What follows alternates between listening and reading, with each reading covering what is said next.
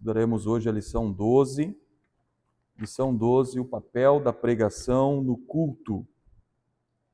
Nosso texto áureo está na segunda carta de Paulo a Timóteo, capítulo 4, versículo 2, que diz assim: que pregues a palavra, instes a tempo e fora de tempo, redarguas, repreendas, exortes, com toda longanimidade e doutrina.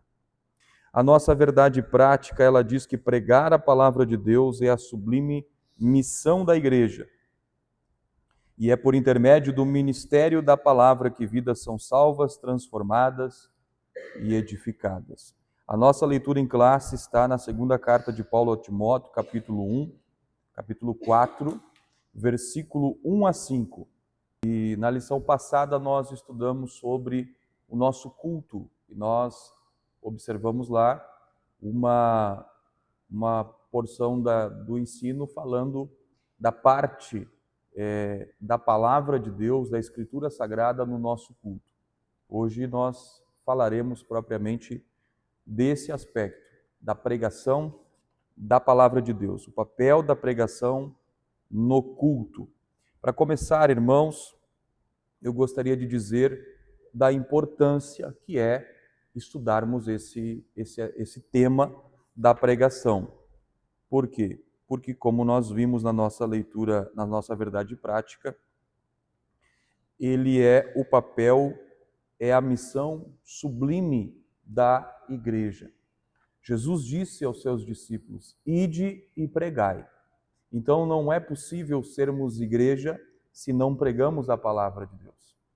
Nós estamos cometendo uma falha na nossa formação e na nossa missão como igreja se nós não proclamamos a palavra de Deus. Nós precisamos ser proclamadores, pregadores e, obviamente, nós vamos ver aqui hoje que existem aqueles que pregam nos cultos, aqueles que ensinam em classes, mas todos nós, sendo participantes da Igreja do Senhor, nós também temos o papel e a missão de pregarmos a palavra de Deus. Para começar, irmãos, primeira carta de Pedro, capítulo 4, versículo 11, e depois Salmo 119, verso 130, olha o que o apóstolo Pedro vai nos dizer.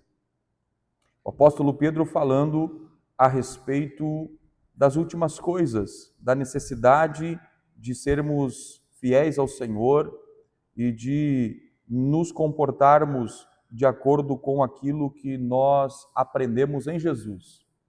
O apóstolo Pedro vai dizer no capítulo 4, versículo 11 da sua primeira carta: se alguém falar, fale segundo a palavra de Deus.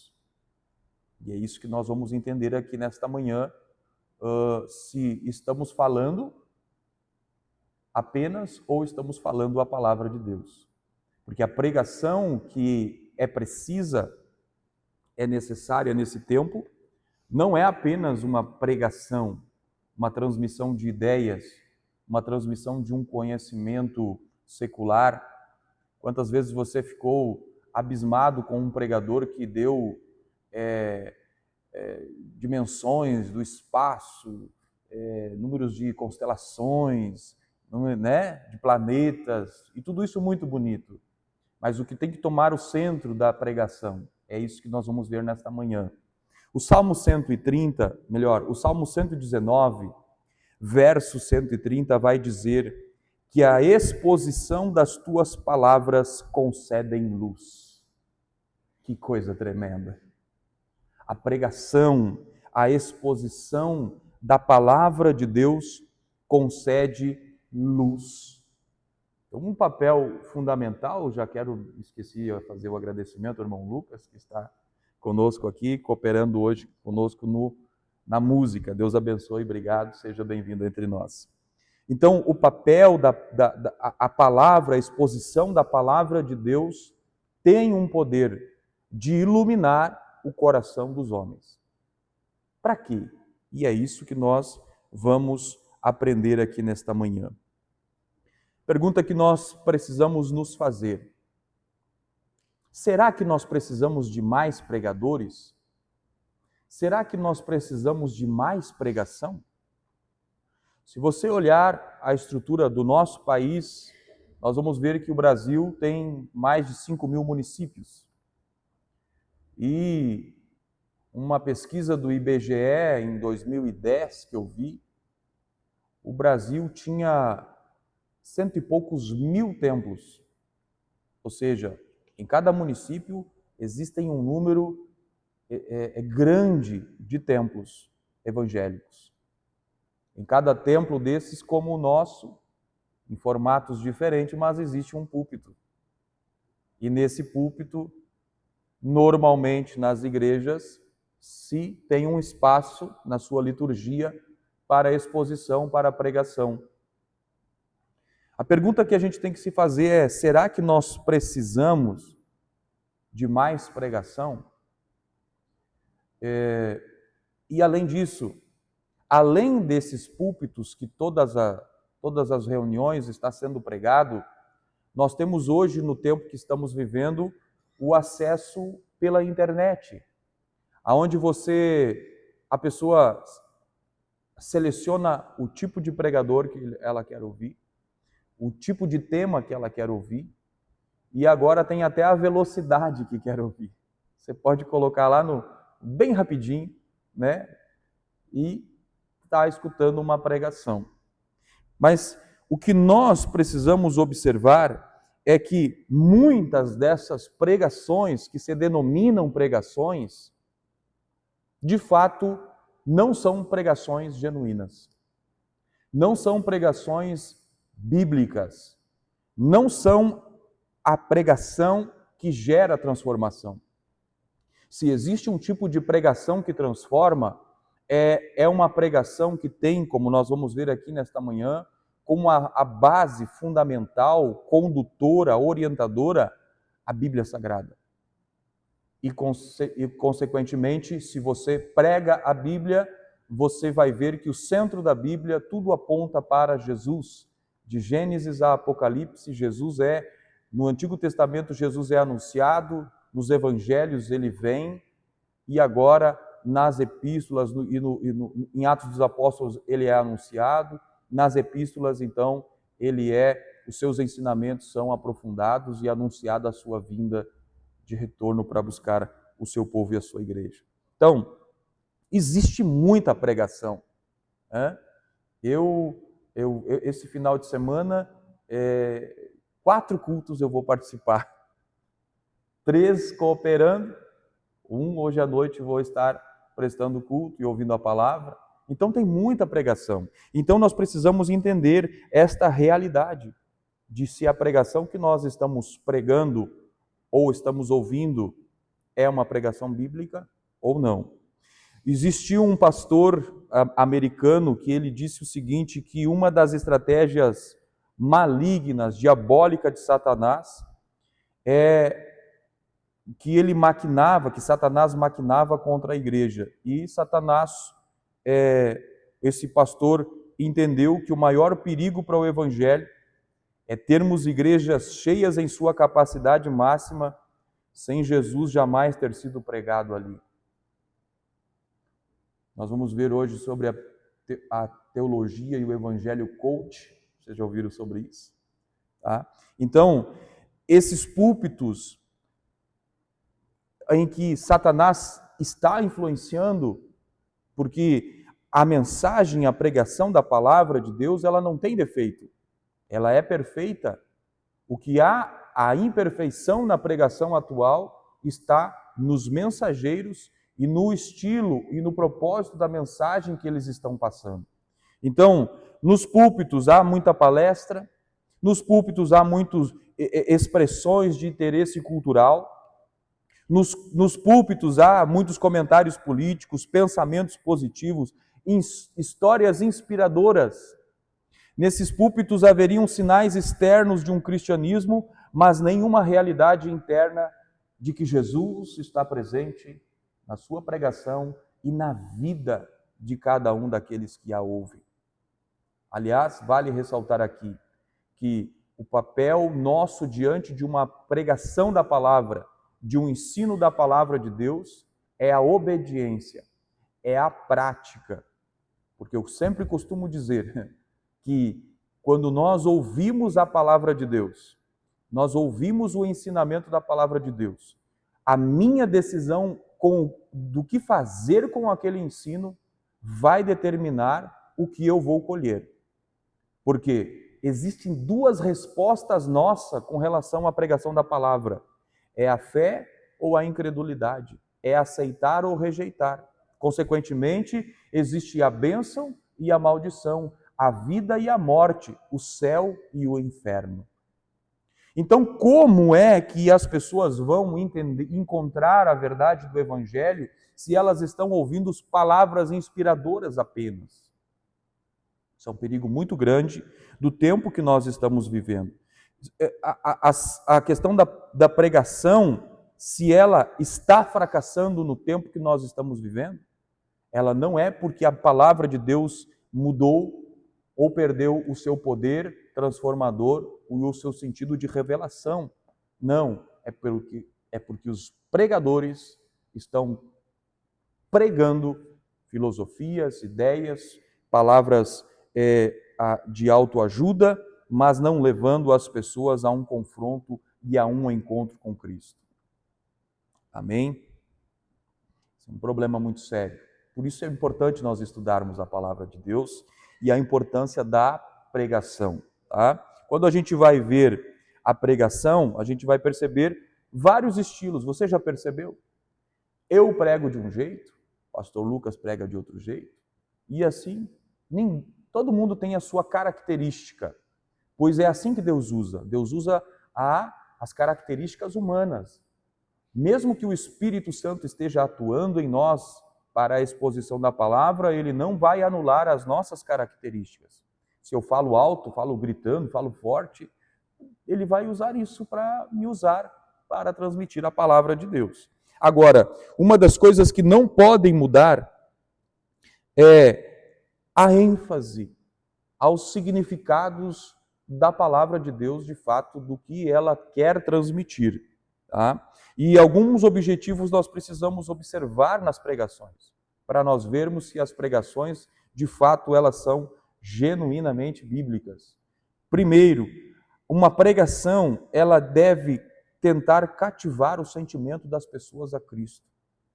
E não é o sentimento da emoção, a emoção é enganosa, mas quando nós falamos do sentimento, nós estamos falando do coração, de onde procede as saídas da vida, onde é o centro das decisões, o centro da vontade.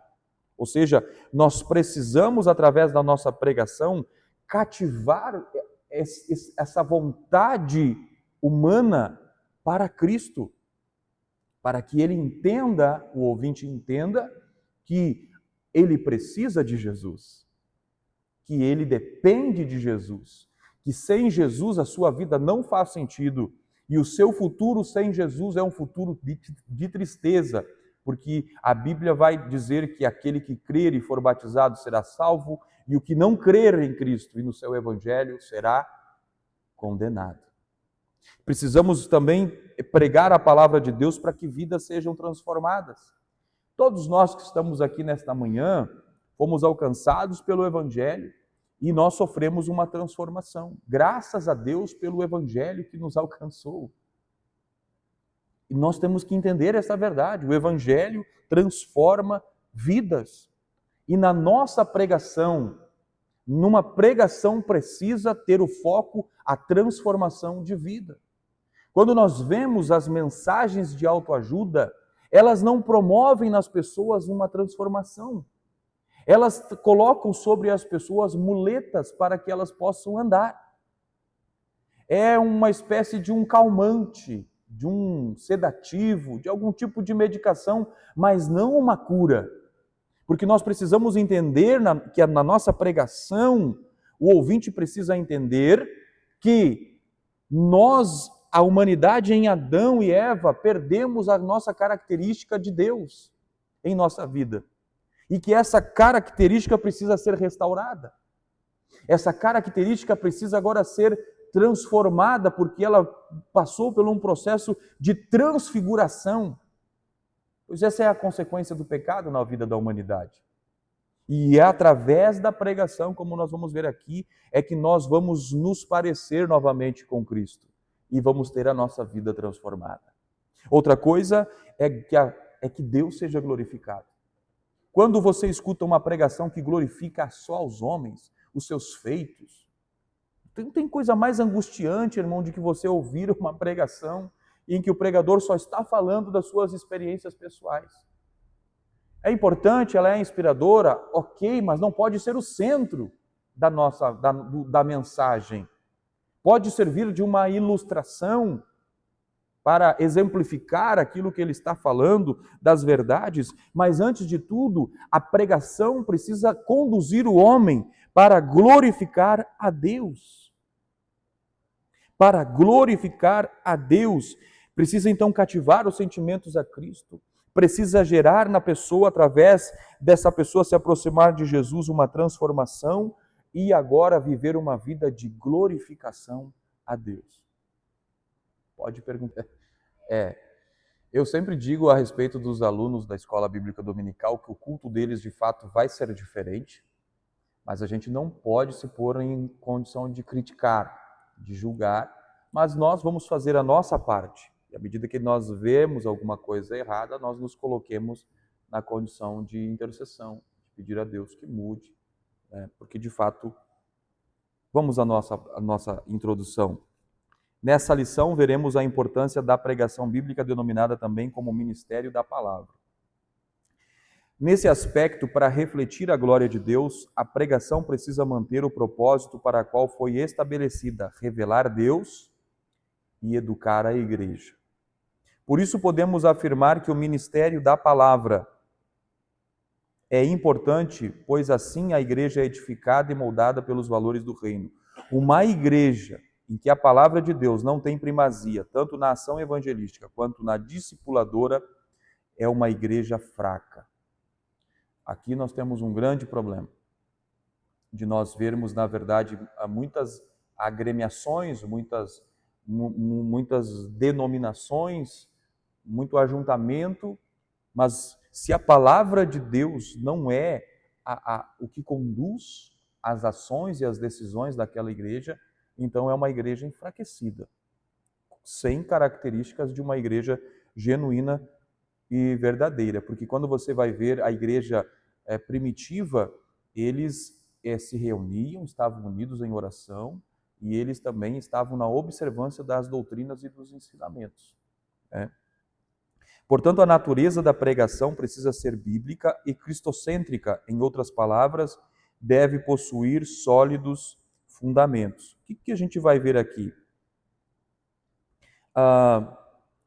Os fundamentos, eles têm que ser bíblicos, e nós vamos ver isso nesta manhã. E sempre que nós vamos olhar a Bíblia, nós vamos perceber que existem alguns temas que são espalhados pela Bíblia. Primeiro, o padrão de Deus para a vida da humanidade. Segundo, a provisão que Deus concede para que o homem alcance esse padrão. E terceiro, a responsabilidade de cada um de acessar essas provisões que Deus dá. O que é o padrão? Deus.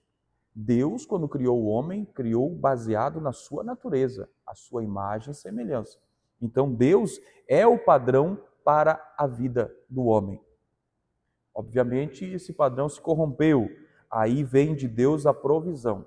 Jesus Cristo vem à terra para morrer pelos nossos pecados, volta aos céus e a Bíblia vai dizer que o Espírito Santo é enviado para então agora fortalecer, convencer o homem do pecado, da justiça, do juízo, produzir no homem a transformação, a regeneração e também produzir e conceder ao homem a capacitação para que ele possa viver esta vida nos padrões de Deus. E agora, a responsabilidade de acessar esses padrões, de viver essa realidade, esse padrão de Deus, é relacionado a nós. E como nós vamos ver aqui, é uma reação nossa do mover de Deus em nossa direção através da pregação da palavra de Deus. E agora nós vamos falar então sobre o ministério da palavra e seu propósito. Ponto 1. A pregação como proclamação.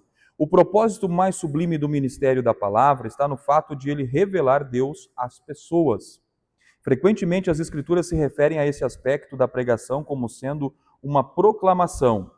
O verbo grego kerisso, traduzido como proclamar, é usado nesse sentido em vários textos do Novo Testamento. Destaco o 4:23 ali de Mateus, que fala do ministério tríplice de Jesus. Jesus ensinava, pregava e curava os enfermos. Nesse aspecto, a pregação tem o propósito de revelar Deus às pessoas. Esse texto de 1 Coríntios é muito importante. 1 Coríntios, capítulo 1, versículo 21. Olha, irmãos, esse texto aqui revela o poder maravilhoso e o meio pelo qual o Senhor decidiu revelar-se aos homens. Capítulo 1 e versículo 21 da primeira carta aos Coríntios, quem pode ler para nós?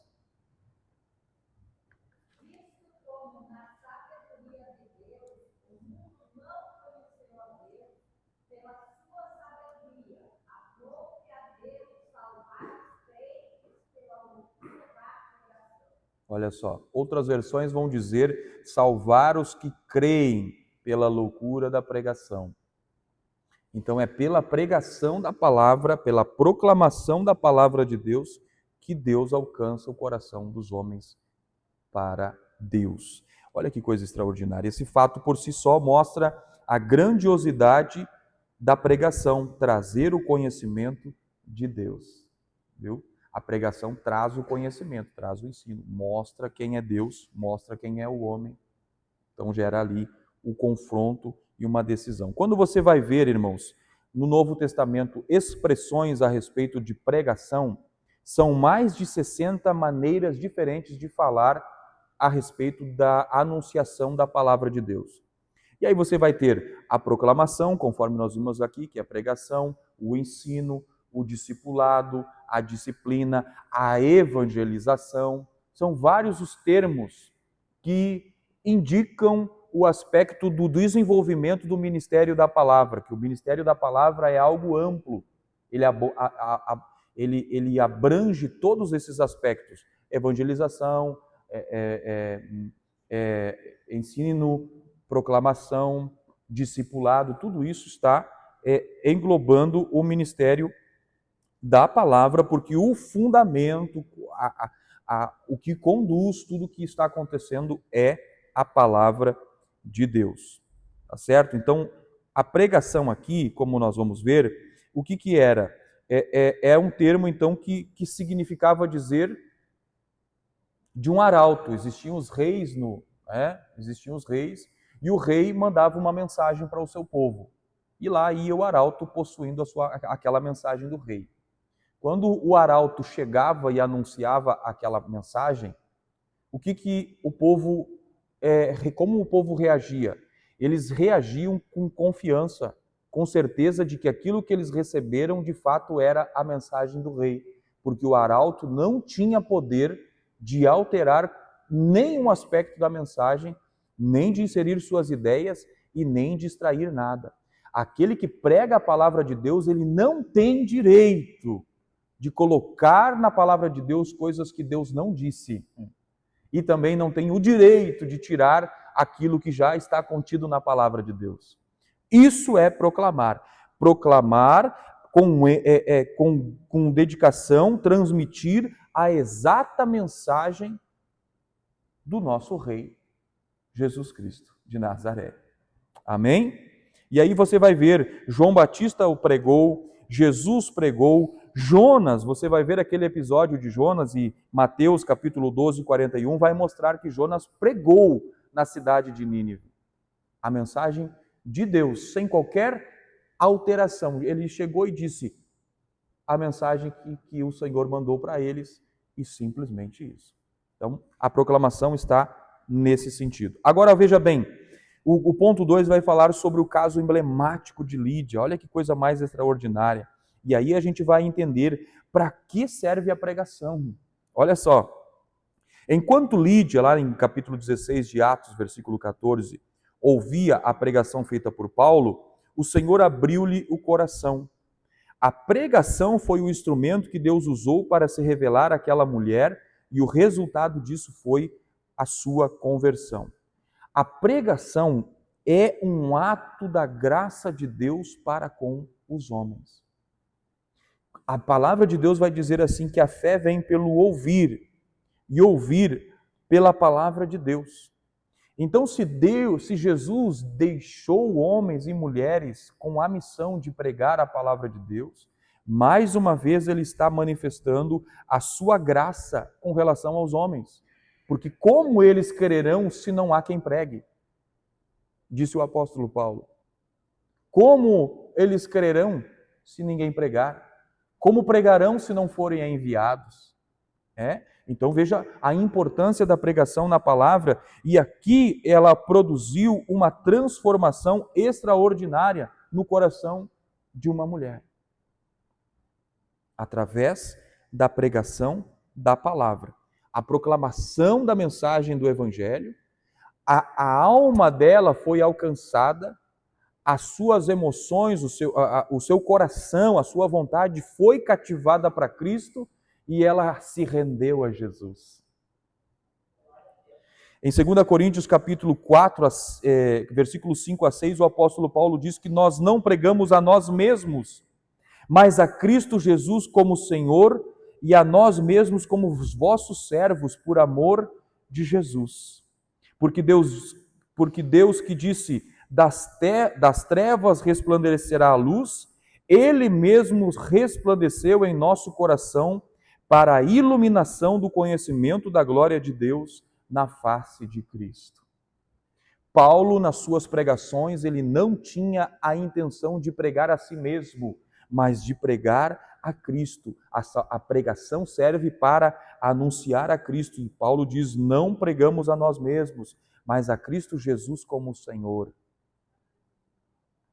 O objetivo da pregação, nós falamos lá no começo, usando o Salmo 119, verso 130, para resplandecer a luz no coração dos homens. Nós pregamos para que as pessoas percebam a luz da glória de Deus que está manifesta na face de Cristo. Uma manifestação grandiosa da graça de Deus para com os homens, através da vinda de Jesus e da proclamação da sua palavra. Observar que a palavra de Deus não é simplesmente conhecê-la, a pregação não é simplesmente um processo educativo, mas é um processo de transformação. Como nós vimos aqui, o resultado na vida de Lídia foi a sua conversão. A pregação precisa buscar a conversão das pessoas. Deus é glorificado, continua o escritor dizendo, na revelação de sua palavra. Esse fato é destacado por Paulo na sua carta aos Romanos, de sorte que a fé é pelo ouvir e ouvir a palavra de Deus. Assim devemos nos conscientizar de que a pregação da palavra de Deus é mais do que uma simples exposição de ideias, mais do que um discurso inflamado. Ela é o canal pelo qual Deus se revela ao coração endurecido. Pregue a palavra. Como disse o apóstolo, insistindo para Timóteo, pregue a palavra. Aleluia. Vamos ao ponto 3. Alguém tem algum comentário, alguma pergunta? Ponto 3. A pregação como instrução. As pessoas que foram alcançadas pela proclamação da palavra precisam crescer e amadurecer no Evangelho. Observe isso. Isso aqui é super interessante. Por quê? Porque a pessoa que se converteu na exposição do Evangelho, de uma pregação, ela não conhece todos os fundamentos da nossa fé. E agora ela precisa então ser instruída, ela precisa então ser ensinada, agora ela precisa ser discipulada. E aqui nós percebemos uma importância tremenda, do qual a igreja não pode falhar. Quantas pessoas vieram aqui no aniversário dos 82 anos do aniversário da igreja? Quem estava no culto contou? Quantas, irmã? 50? Quantas pessoas vieram e aceitaram Jesus aqui? 52 pessoas. O que é que nós fizemos a respeito dessas 52 pessoas? Tá? Então, aqui que entra agora o fator. O evangelho foi proclamado. Tá? O Espírito Santo convenceu a pessoa que atravessou esses corredores e veio à frente. E agora? Aonde está a instrução? Aonde está o discipulado? Aonde está o caminhar junto?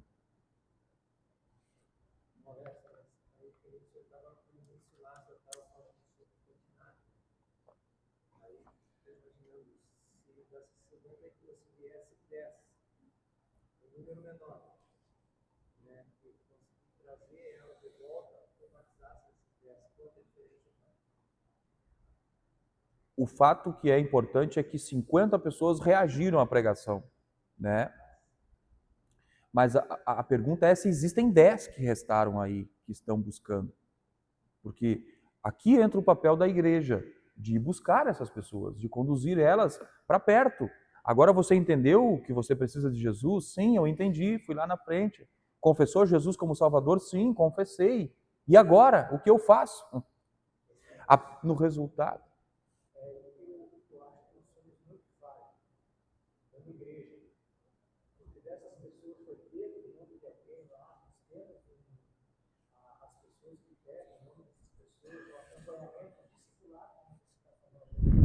É.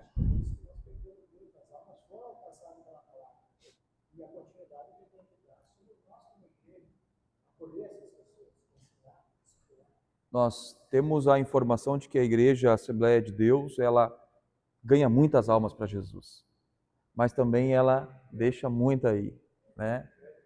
E eu acho que é aqui o papel do discipulado, da instrução, porque a pessoa reconheceu Jesus e agora, quando Pedro pregou lá em Atos dos Apóstolos 2, pregou a palavra e aí as pessoas reagiram a Jesus, à pregação, e eles gritaram dizendo: irmãos, e o que faremos?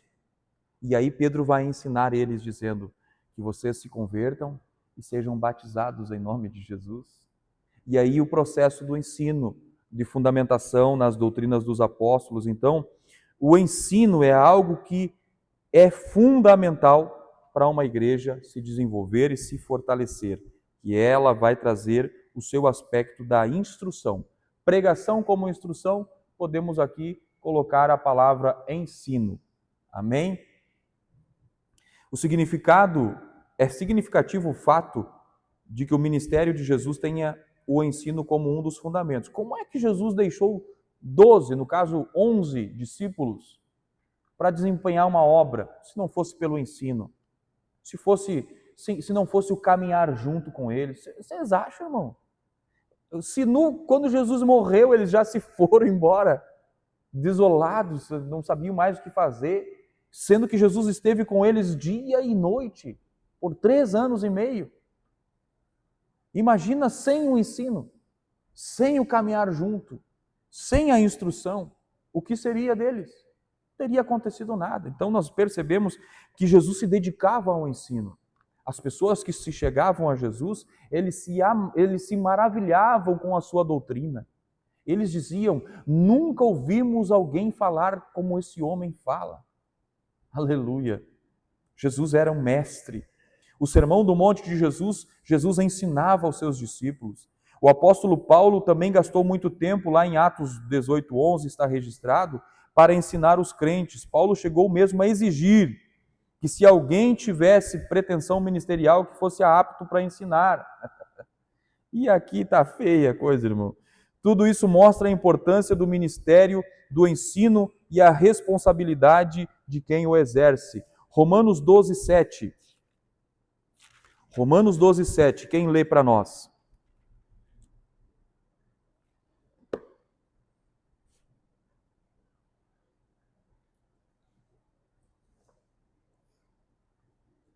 Romanos 12:7.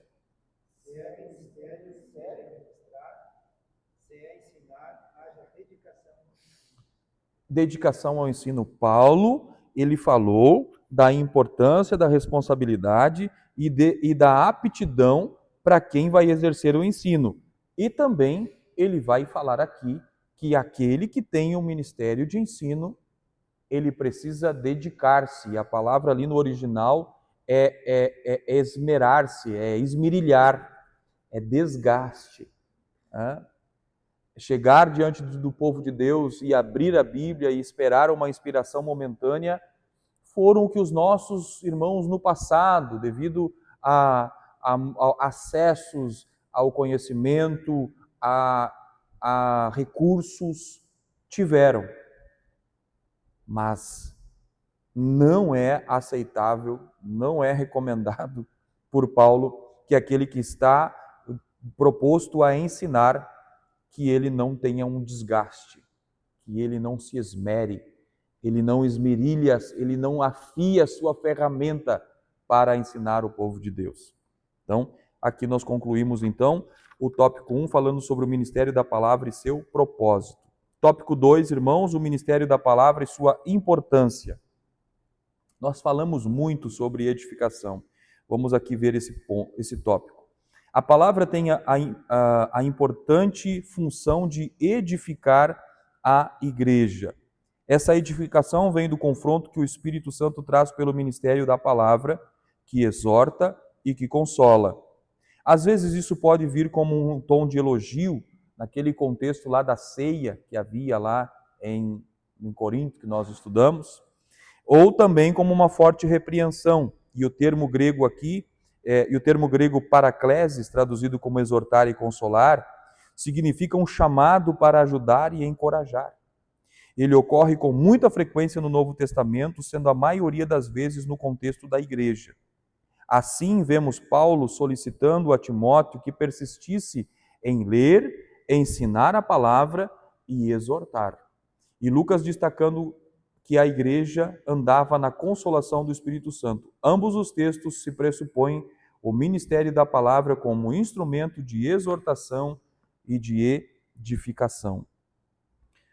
Eu entendo esse aspecto do trabalho da igreja aqui, da pregação e do ensino na edificação da igreja, aquele exemplo que eu já usei numa aula anterior sobre a haste que nós colocamos do lado de uma plantinha que está querendo caminhar torta, né? Está indo para a direção errada, daí você vai e coloca lá aquela haste e aí você consegue dar a direção certa para ela.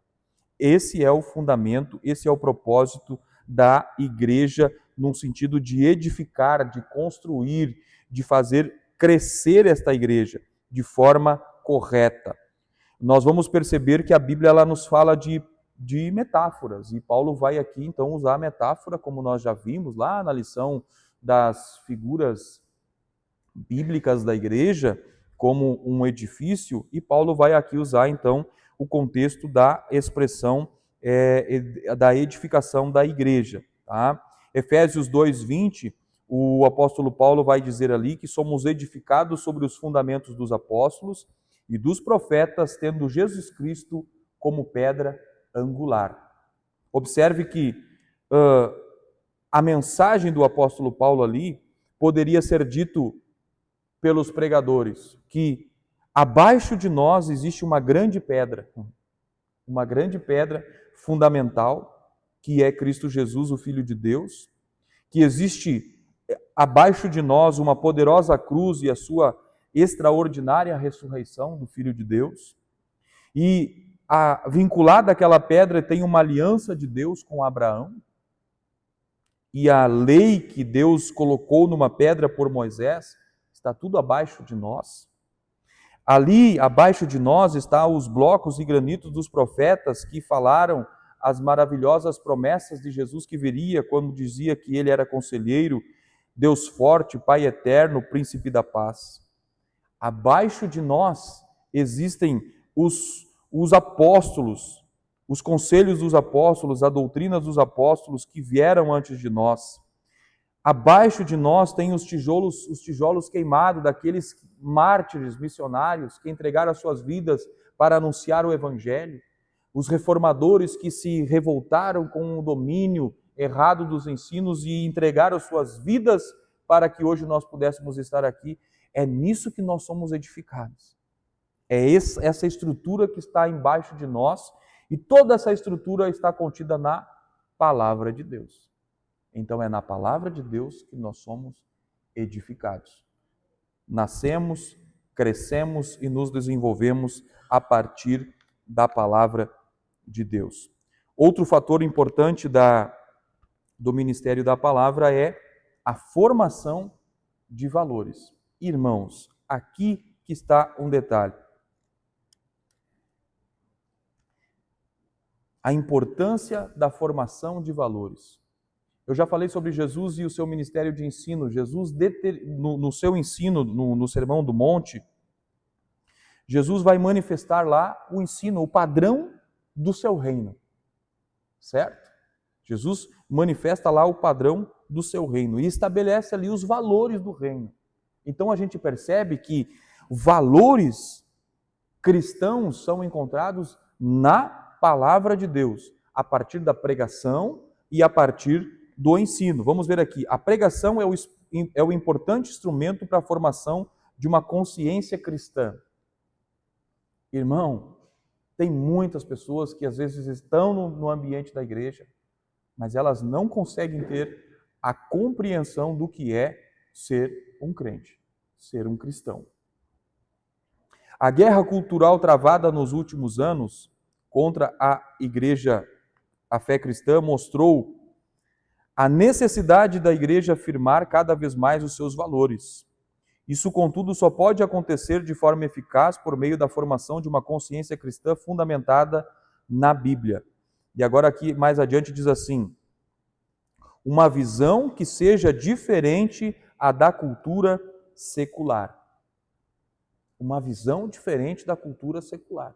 Nós, crentes salvos em Jesus, não podemos ver o mundo na perspectiva como o mundo vê. Se o mundo banaliza a vida, os crentes não podem banalizar a vida. Aborto não pode passar na mente do crente. Tá? Se o mundo banaliza o casamento, o matrimônio, a igreja, tão fundamentada nos valores, não pode banalizar o casamento ou entrar no viés do que o mundo tem adotado. Porque a palavra de Deus ela é muito clara, ela é muito objetiva e ela mostra que nós temos os padrões para seguirmos, os padrões que nós devemos nos conduzir, os valores que estão na palavra de Deus. Então, a visão nossa, ela tem que ser ajustada com a visão da palavra de Deus. E está através da exposição da palavra e através do ensino. Esta, por sua vez, sempre se mostrou hostil à cultura secular, se mostrou hostil ao povo de Deus, e do contrário, não seremos capazes de resistir à inversão de valores por ela disseminada. Se nós não estivermos fundamentados, como o apóstolo Paulo diz, seremos levados por qualquer vento de doutrina. Seremos conduzidos por opiniões e mentes de homens pecadores. Eu não encontrei o texto aqui que Paulo fala sobre isso, que eu queria citar para os irmãos. Mas se nós não ajustarmos e fundamentarmos os nossos valores na palavra de Deus, então poderemos estar suscetíveis a sermos levados por ensinamentos falsos. E hoje, os ensinamentos falsos estão com capa do que parece ser certo. Né? Então nós precisamos atentar e cuidar muito esse aspecto da formação dos valores, e é através da pregação que nós fazemos isso. Agora, o ponto 3 vai falar sobre resistindo diante de uma cultura sem Deus. Quem lembra, capítulo 6, versículo 23 de Juízes. Juízes 6, 23. Vamos lá. Vamos ilustrar isso aqui para os irmãos memorizarem muito bem e verem o papel de uma pregação. O papel da pregação, ele é de edificar. Ele é de solidificar. Mas eu diria que o papel da pregação, que a pregação também tem, é de desconstrução daquilo que está errado. Você já ouviu falar que não se prega mais contra pecado? Hã? Olha o que aconteceu com a experiência de Gideão. O povo está vivendo uma apostasia. E lá no versículo 22, Gideão, ele vê o anjo. Tá?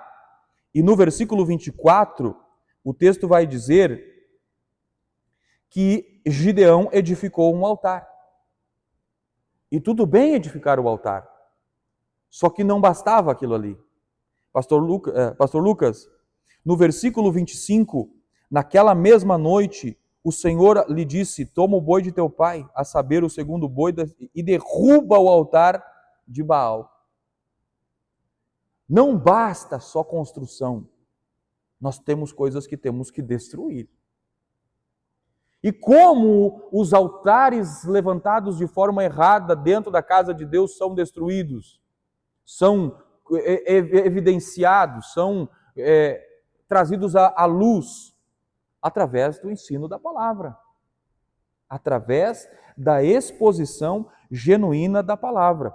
Abra sua Bíblia lá em 2 Reis, capítulo 14. 2 Reis, capítulo 14. 2 Reis, capítulo 14. Versículo 13 e 4. Vai falar de um rei, do rei Amazias, que foi um rei bom. E o versículo 3 vai dizer que ele fez o que era reto aos olhos do Senhor. Olha que coisa boa, um testemunho de alguém que faz o que é bom. Mas olha só, continua o texto dizendo, fez o que era reto aos olhos do Senhor, ainda não como Davi, seu pai, fez porém conforme tudo o que fizera Joás, seu pai. Tão somente os altos se não tiraram. O que eram esses altos? Nos altos, que eram lugares elevados, montanhas, montes, eram erigidos altares. Eram lugares destinados à idolatria. Quando o salmista diz, eleva os meus olhos para os montes, de onde me virá o socorro, ele não está dizendo que vem dos montes. Os idólatras acham que vem de lá. Os que cultuam a Baal, no Monte Carmelo, achavam que vinha de lá. Mas não vinha, porque o nosso socorro vem do Senhor. Então, este rei aqui, ele fez o que era reto, fez o que era bom, mas não destruiu, não combateu, não eliminou aquilo que levava o povo à idolatria. Veja, mesmo livro de Reis, capítulo 18, vai falar sobre o grande rei Ezequias, aquele que, quando o profeta vem, fala para ele que ele vai morrer, e depois o Senhor, ele ora e chora, e o Senhor diz, não, tu não vai morrer, vai viver mais 15 anos. Esse rei, no versículo 4, vai dizer que ele tirou os altos, e quebrou as estátuas, e deitou abaixo os bosques, e fez em pedaços as serpentes de metal que Moisés fizera, porquanto até aquele dia os filhos de Israel se lhe queimavam incenso e chamavam Neutzã. É pela pregação da palavra, irmãos, que nós corrigimos as coisas erradas. É através do ensino da palavra que nós nos protegemos contra as más influências. Enquanto aqueles altares não eram derrubados, a influência estava operando sobre o povo. E eu gosto de um versículo que fala sobre o poder da influência negativa. 1 Coríntios 15, 33 vai dizer, não se deixe enganar, as más companhias corrompem os bons costumes. Provérbios 13, 20 vai dizer que quem anda com os sábios será cada vez mais sábio, mas o companheiro dos tolos terá sua influência para o que é mal.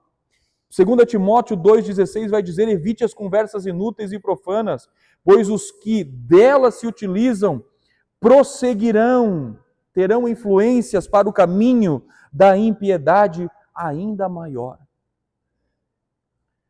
O mundo está com as suas filosofias e as suas doutrinas aí.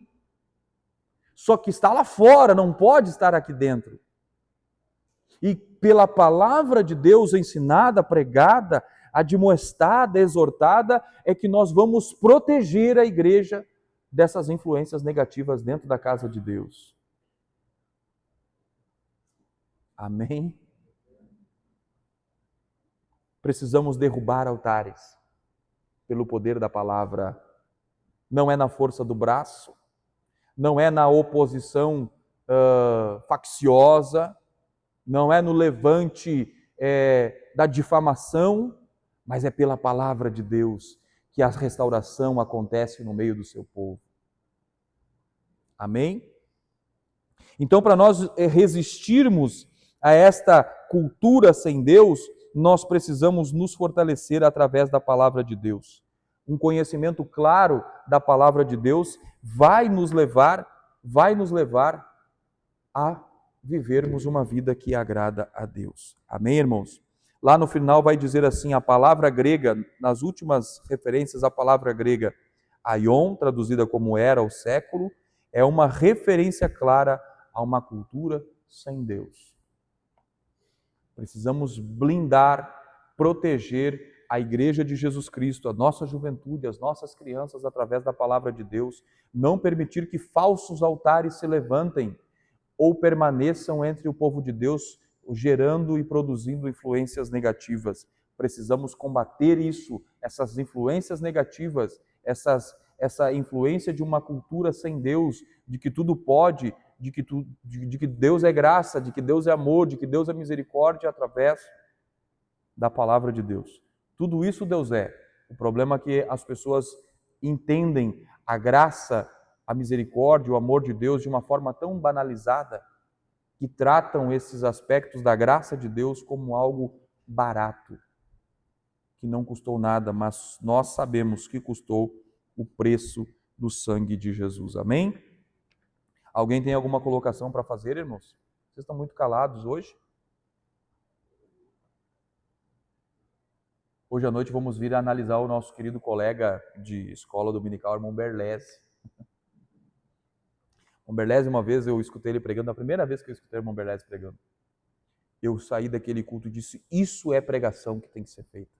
Ele pregou um evangelho, sabe a mensagem do evangelho? Jesus, Jesus, Jesus. Ilustrou, perfeita. Eu disse, isso que tem que ser pregado, que nós estávamos falando, uma mensagem evangelística, uma mensagem de proclamação do reino de Deus. Que Deus o inspire nesta noite para levar a mensagem da palavra de Deus aos corações dos irmãos. Amém? Vamos ao tópico 3, já encaminhando para o nosso encerramento. Então, aqui nós temos no tópico 3 sobre o ministério da palavra e sua fundamentação. Deve ser cristocêntrico e deve ser bíblico. Como está faltando isso, irmãos? A Bíblia diz que, descendo Filipe à cidade de Samaria, lhes pregava a Cristo. Filipe foi um diácono, mas que se revelou um grande evangelista. E ele não pregava outra coisa senão a Cristo. Ele anunciava a Cristo.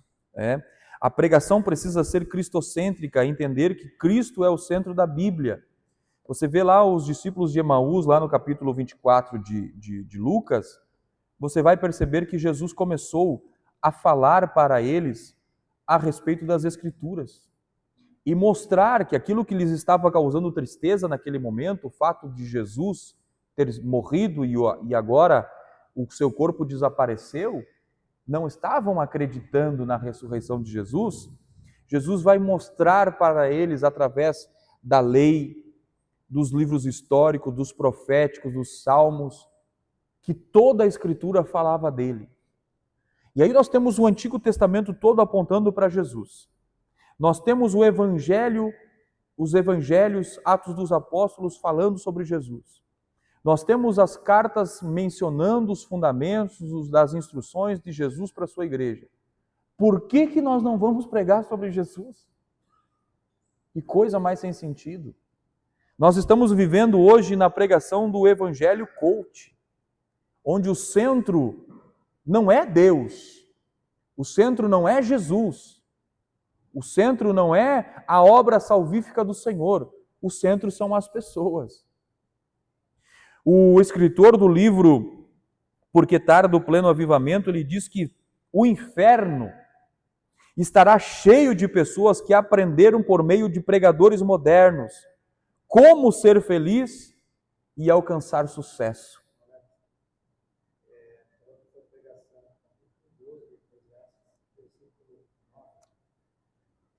Quanto mais sábio foi o pregador, tanto mais sabedoria o povo ensinou, e atentou e esquadrinhou com todo o problema.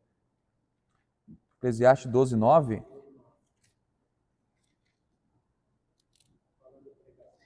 E quanto mais sábio foi o pregador, tanto mais sabedoria ao povo ensinou, e atentou, e esquadrinhou, e compôs muitos provérbios. Amém. Agora, essa frase do Leonard Ravenhill, ela é muito forte. O inferno estará cheio de pessoas que aprenderam por meio de pregadores modernos como ser feliz e alcançar sucesso.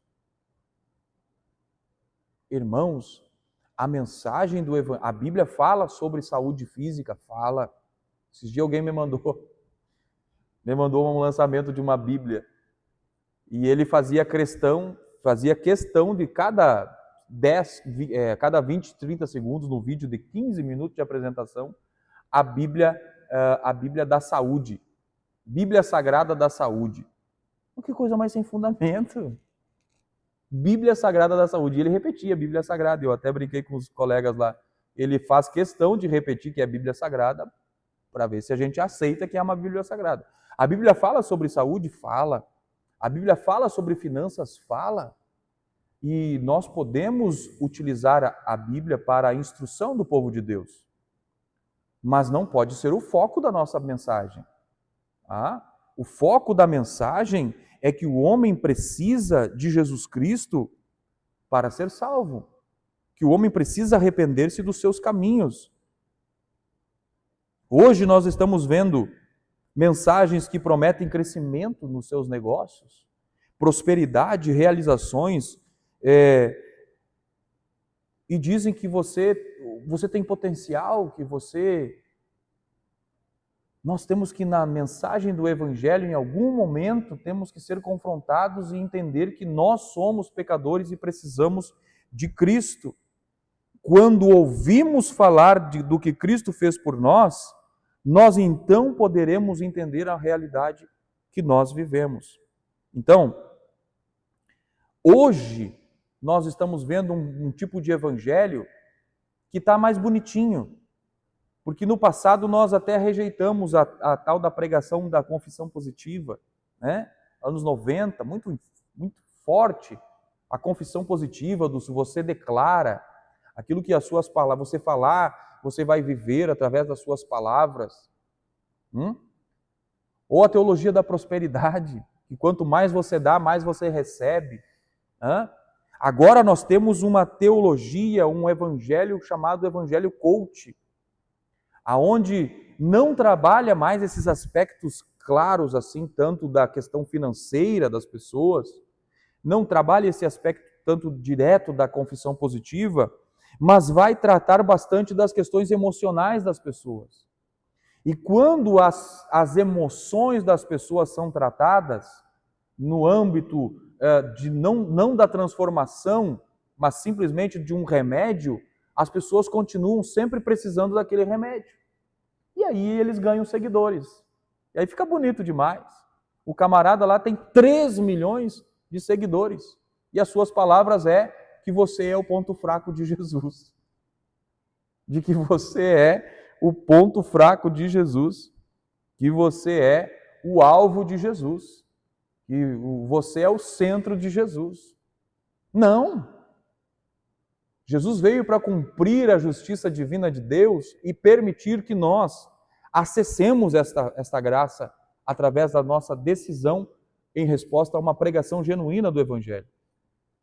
Esse tipo de pregação em que busca satisfação ou trabalhar as carências emocionais das pessoas, levam as pessoas a se afundarem cada vez mais e se distanciarem de Deus. Você já ouviu algum tipo de pregação assim? Massageando as emoções, o ego? Tem bastante, irmãos. Por isso nós precisamos cuidar aquilo que nós estamos consumindo. Porque alguém se coloca na posição de ensinar ou de pregar, nós também estamos aprendendo. Nesse momento eu estou aqui, na próxima aula eu estou ali, hoje à noite eu estou ali. Nós estamos também aprendendo. Temos que ver aquilo que nós estamos alimentando a nossa alma. Hoje, o enfoque desse tipo de evangelho tem a ver com a mentalidade. Aquilo que você reprograma na sua mente. E a gente sabe que a Bíblia fala isso, e eles usam a Bíblia, e a Bíblia fala sobre isso, só que isso não é o centro da mensagem. O centro da mensagem, o fundamento da mensagem deve ser cristocêntrica. Olha só o que diz aqui. Assim, o alvo da pregação é revelar a Cristo. Apolo, por exemplo, era conhecido por sua eloquência e capacidade de mostrar que o Cristo prometido nas Escrituras hebraicas era Jesus de Nazaré. E aí a Bíblia diz aqui, porque com grande veemência convencia publicamente os judeus, mostrando pelas Escrituras que Jesus era o Cristo. Dizendo isso, precisamos destacar que a forma e os métodos usados para a exposição das Escrituras são importantes. Contudo, o mais importante é a revelação do seu conteúdo, Jesus Cristo. Os métodos, os estilos podem mudar, podem variar, dependendo do público, dependendo da ocasião, dependendo do estilo do pregador, mas o conteúdo tem que ser o mesmo. Você já ouviu falar de pregação expositiva, de pregação textual, de pregação tópica, né? Pregação temática. Isso tem, mas não importa isso, está tudo certo, desde que pregue Cristo Jesus, a Bíblia Sagrada, a Palavra de Deus. Amém, irmãos? Para nós encerrarmos, então, deve ser bíblico. Vivemos em um tempo em que a pregação em muitos espaços virou um modismo. Parece que temos pregadores em demasia. Aqui ele fala sobre que não precisamos de mais pregadores aparentemente, mas precisamos ajustar a pregação para ser uma pregação verdadeira. Mas o que se passa por pregação, na maioria das vezes, não é. Na verdade, são mensagens de autoajuda com o verniz de pregação. Esse tipo de mensagem é atraente porque amacia o ego e geralmente consegue muitos seguidores nas redes sociais para quem se vale dessa técnica. Contudo, são pregações de verdade, porque não são pregações de verdade, porque não há nelas uma exposição de um conteúdo bíblico. A ênfase está na performance, forma ou modo de se exibir a temática a ser abordada. O objetivo quase sempre é financeiro. Irmãos, está todo mundo querendo se resolver emocionalmente, está todo mundo querendo definir a sua vida financeiramente. O que essas pessoas fazem? Pegam a Bíblia e começam a ser os gurus de soluções. E nós sabemos que o Evangelho de Jesus não mostra isso. Jesus vai dizer lá em Mateus capítulo 6, versículo 24 a seguir, 23 a seguir, não andeis ansiosos com coisas alguma. Aí Jesus vai mostrar a filosofia dos passarinhos. Os passarinhos conseguem viver o cuidado de Deus. E o homem, e muitas vezes as pessoas dentro da igreja, buscando ensinadores, alguém que vai lhe dar o caminho de uma solução, de uma resolução financeira, de um futuro garantido. E Jesus vai dizer que cabe a cada dia o seu mal. Se nós esperamos colher, esperamos que amanhã nos espera um tempo de paz, de tranquilidade, nós erramos. Amanhã tem os males que o dia de amanhã nos reservam. Mas no hoje nós precisamos estar semeando em Deus a nossa confiança nele, a nossa esperança nele. Tá? A doutrina do pecado, o apelo por uma vida separada do mundo e dedicada a Deus são esquecidos. Meu Deus! O que adianta o homem ganhar o mundo inteiro e perder a sua alma, disse Jesus, na sua parábola. Do que adianta? Então, se pregar a palavra de Deus e não ter a ideia, a intenção de cativar a mente, cativar as vontades humanas para Jesus Cristo, então não é pregação de verdade. Tá? Essa modalidade de pregação opõe-se ao verdadeiro evangelho. É uma mensagem sem cruz. Na verdade, esse tipo de pregação glorifica os homens que são amantes de si mesmo. Então, nós observamos aqui que a Bíblia, ela é o livro de Deus, sim ou não? A Bíblia, ela é a palavra de Deus, sim ou não? A Bíblia não é um livro de religião. A Bíblia, ela não é um livro de conselhos e respostas que precisamos para casamento, para vida feliz, para trabalho, para perder peso. Embora podemos aprender, mas a Bíblia não tem esse fundamento. Tá? A Escritura, embora ela reflita muitas dessas questões, de uma dieta saudável, vai lá olhar Daniel se alimentou lá e Deus deu vitória. Né? Colocar mais frutas na nossa dieta é importante, mas não é isso que a Bíblia está falando, irmãos. Tá? O que nós precisamos entender então, que a Bíblia, ela é acima de tudo o livro que fala de quem é Deus e o que Deus pensa sobre nós. Quem é Deus? Santo. E quem Deus pensa que nós somos? Como Deus nos vê? Como Deus vê o homem? É isso que tem que ser o cerne da nossa pregação.